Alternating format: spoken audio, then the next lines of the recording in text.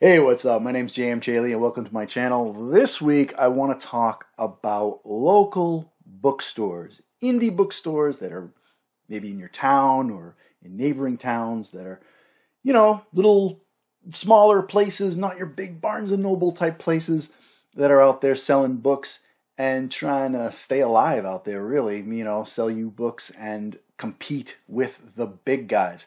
And what we can do as indie authors, traditional authors maybe have a different position on this. So, what indie authors can do to support their local bookstores. Before we get into that, I want to talk a little bit about The Unlife of Lisa Cooper. If you haven't heard, my novel, The Unlife of Lisa Cooper, is on sale right now. So if you want to check it out, it's got vampires, it's got action, adventure, a wee bit of cozy, and a little bit of romance too. It's got a cool dog. You love a cool dog, right? I mean, this is the book that has taken years in my brain, lived in my brain for decades, really, honestly. This story, this character coming to life. It's surreal. It's very surreal, and I'm in love with this story. I love the character. She's a strong female protagonist. She kicks ass. She struggles with her curse, but she does all right with it. But as a consequence, she doesn't have the power due to a vampire her age, right? So when the horrors of the supernatural world come crawling out of the shadows, is she going to have enough power to protect the people she loves? So check out The Unlife of Lisa Cooper. It is available everywhere. Books are sold. Ask your local bookstore, by the way, to carry it. They will. It has an ISBN number. It prints on demand. It is available everywhere books are sold. And it's available in paperback, hardback, and ebook. You're going to love the story. Check it out. And let's talk about indie bookstores now.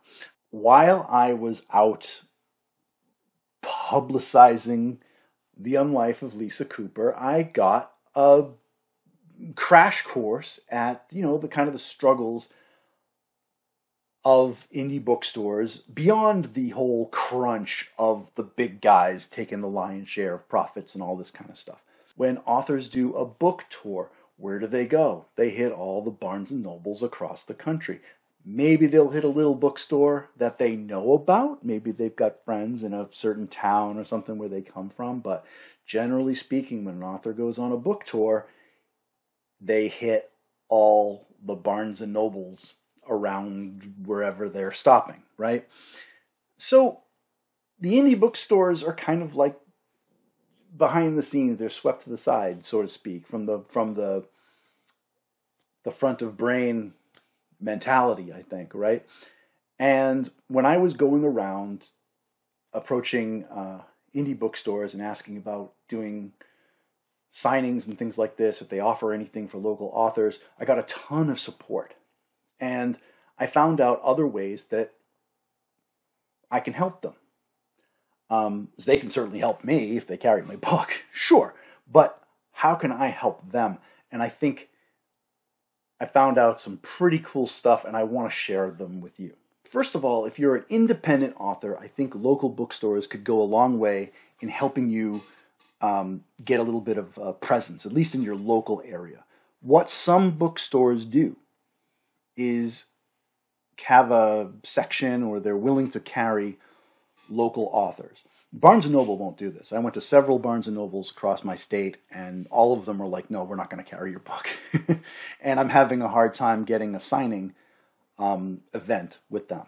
Whereas with independent bookstores, I'm getting a lot more warmer reception. I'm getting some yeses, some maybes, we'll think about it, but a lot more opportunity among the indie bookstores. So what does that mean? It means that I might be able to set up a table where I have a book signing. It might mean that I do other events with the bookstore. The other thing that they offer, some of them offer, is consignment. So that means they take, 3 or 4 copies of my book. They'll put it on a shelf. Maybe they have a special area of their bookstore that says, hey, featured local authors or whatever.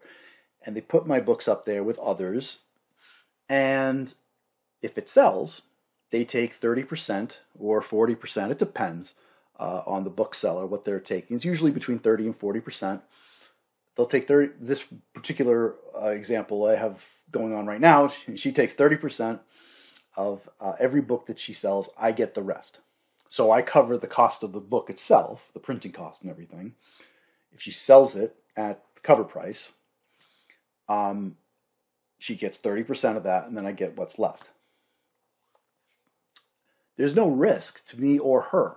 So if my books don't sell at the end of the period that she will allow them to live on her shelf, like if they don't move after a certain time, that amount varies. Some people are 90 days, some people are 30 days, some people are even longer. Hers is 6 months, which I think is the longest I've seen. But if it doesn't sell after the grace period, I just come in, I pick up the books that don't sell, I take them home, and I can sell them someplace else. So there's no loss to the bookseller, there's no loss to me. So local bookstores are a great place to sell your books if they're open to working with you. So look for consignment opportunities, look for events where you can maybe do signings and whatnot like that. That's how they can help us, the independent authors. How can we help them? Well, let's start by talking about bookshop.org. Bookshop.org, this was brought up to me by a couple of author friends of mine, Ben Pick from Running to Write and Esty Houston. They told me about bookshop.org, and what it is you basically go online to the site, you make yourself a partner of them. That basically says that you're an author. It's a little form you fill out, they check it out, they email you back, bada bing, bada boom, you're set up, right? Once you're kind of a partner with them, you can create your virtual bookstore, and you basically add your book titles to your store. From there, you can link, I say link, it's a very loose word. You basically choose your local bookstore that you want to work with. If you sell your book, it's almost like you're selling through a local bookstore. So if someone goes to your virtual bookstore, buys your book through your virtual bookstore on bookshop.org, the local bookstore that you've designated will get a portion of that sale as if they were the ones that were making the sale. So they get the whatever percentage is. So instead of Amazon taking their cut of the book, or some other bookstore like Barnes & Noble taking their share of the cut, this local independent bookstore will take that share instead, which I think is cool. If you don't declare a local bookstore, that percentage will still be garnered somewhere else. It goes into a pool that gets divvied up amongst all local bookstores across the nation. So you can pick one, or if not, it gets divvied up amongst everybody. So either way, if you use bookshop.org and sell your book or books through bookshop.org, local bookstores are being supported. The other service I want to talk about is Libro FM. Libro FM is an audiobook seller. They compete with Audible. So Amazon owns Audible. Libro FM is its own thing off to the side.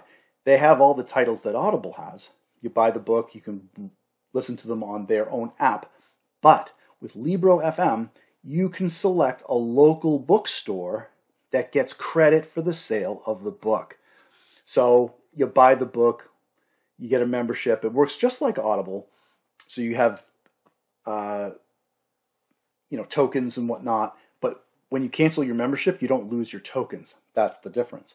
You buy the book. Libro FM, I'm sure they take their cut. But the local bookstore that you designate also gets the percentage. So it's like you're buying the book through them. So these are two great programs, bookshop.org, Libro FM, where you can designate local bookstores in your area to get credit for sales that you make, whether it's your audiobook or whatever, or someone else's audiobook that's being bought.